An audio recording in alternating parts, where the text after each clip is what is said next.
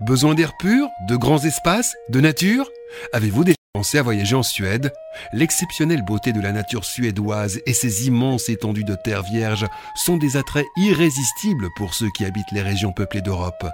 Car la Suède est une petite nation sur un grand territoire. De la taille de la France, sa population ne dépasse pas les 9 millions d'habitants. Vous découvrirez toute la poésie suédoise faite de simplicité et de naturel. D'abord à Stockholm, qui conjugue parfaitement la beauté de la nature, un riche patrimoine culturel et d'animation d'une métropole résolument tournée vers la modernité. À Stockholm, l'eau est omniprésente. Et pour cause, celle que les Suédois appellent la beauté sur l'eau est construite sur un archipel de 15 îles. Chacune d'entre elles est reliée par un jeu subtil de ponts et de passerelles, ce qui donne à cette capitale un charme tout particulier. Se perdre dans les petites ruelles de la vieille ville est encore le meilleur moyen de s'imprégner de son atmosphère paisible. Sachez qu'on peut même la traverser en moins de 20 minutes à pied.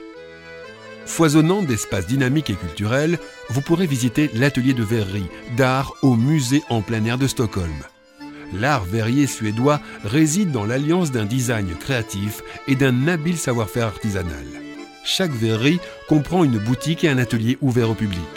On peut assister à l'ensemble du processus de fabrication, du soufflage à la décoration finale. La Suède est le pays du sport santé. Pour un Suédois, faire une randonnée est un voyage mental, une méditation sereine. La Laponie attire les touristes du monde entier par ses phénomènes particuliers comme le soleil de minuit qui dure tout l'été, les aurores boréales et le profond silence de l'Arctique. L'ascension du Kebnekaise à plus de 2000 mètres d'altitude est devenue un classique des excursions vertes. Du sommet, on peut admirer sur plus de 100 km la course du soleil qui ne se couche pas. Pour les amateurs de sport extrême, la Suède est l'endroit de rêve. La région de Kebnekaise organise même des stages d'escalade sur glace, une expérience unique. De la Laponie du Nord à la Dalekarli du Sud, la montagne suédoise est sillonnée d'un réseau de pistes parsemées de chalets refuges placés à une distance raisonnable. La Suède possède un réseau routier, ferroviaire et fluvial particulièrement développé, ce qui vous garantit de belles promenades ou de splendides croisières en bateau. Celles-ci, particulièrement familiales, permettent de suivre les traces de l'ancienne puissance fluviale qu'était la Suède d'antan. Vous parcourrez les différentes écluses au rythme des cours d'eau. Les paysages et la tranquillité seront vos uniques compagnons. Certaines de ces virées fluviales suivent la route viking. Ces ancêtres disparus ont laissé beaucoup de vestiges en Suède. Parmi leur héritage, de nombreux châteaux sont toujours très bien conservés. Vous pourrez également admirer les très anciennes et très prisées pierres runiques, un peu partout dans le sud. Celles-ci témoignent d'un passé millénaire.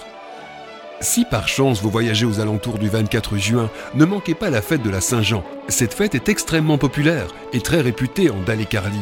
C'est l'occasion de souhaiter la bienvenue à l'été en tressant des couronnes de fleurs pour les filles et en décorant les maisons de branches de bouleau. La tradition veut que l'on danse autour d'un mât en bois en forme de croix et décoré de branches et de fleurs. Les enfants commencent par la danse de la grenouille, Grodorna.